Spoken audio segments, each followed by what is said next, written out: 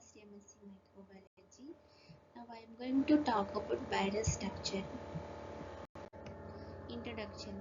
Viruses are obligate intracellular parasites, meaning that they are completely dependent upon the internal environment of the cell to create new infected virus particles or virions.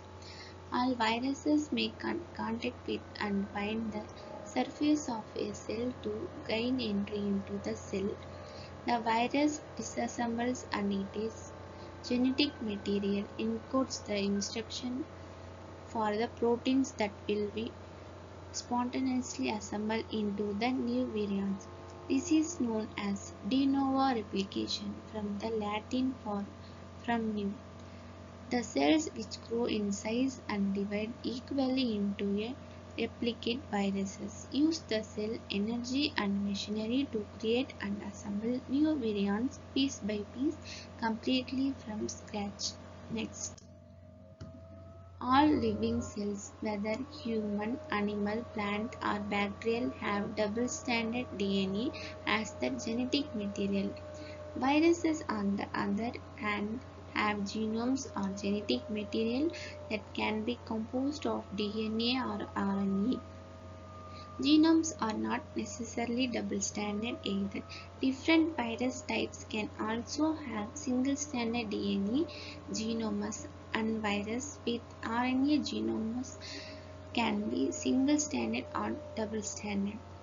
Human viruses can vary in size but are generally in the range of 20 to 20 nanometer in diameter.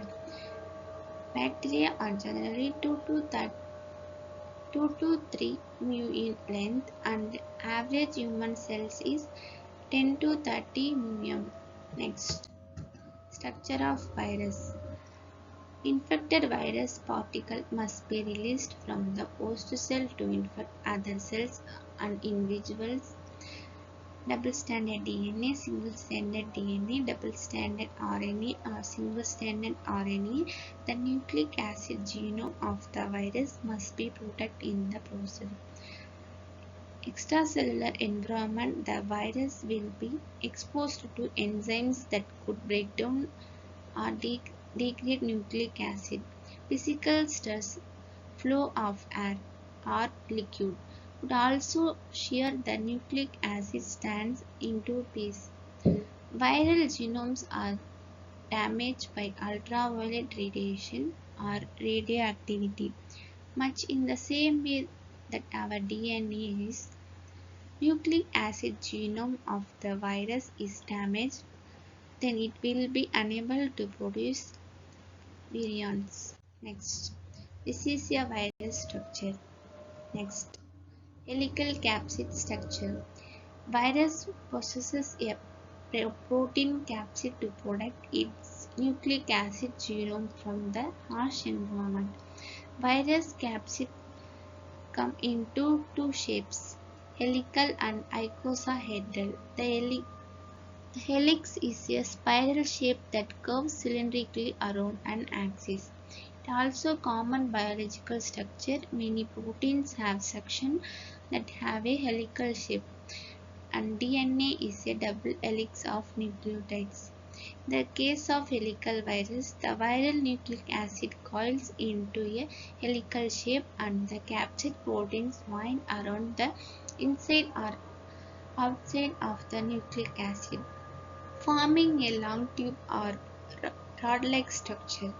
Nucleic acid and capsid constitute the nucleocapsid. Next, icosahedral capsid structure. The genomes of icosahedral viruses are packaged completely within an icosahedral capsid that acts as a protein shell. This virus were thought it to be a spherical. Advances in electron microscopy and X-ray crystallography revealed this very actually icosahedral in structure. Icosahedron is a geometric shape with 20 sides, each composed of an equilateral triangle. An icosahedron as what is referred to as 2 to 3, 3 to 5 symmetry. which is used to describe the possible ways that an icosahedron can rotate around an axis. Next, classification. The classification of virus is useful for many reasons. Allows scientists to contrast virus to and reveal information on newly discovered viruses by comparing them to similar viruses. It also allows scientists to study the origin of viruses and how they have evolved over time. The classification of viruses is not simple. However, there are currently over 2,800 different virus species with every different properties.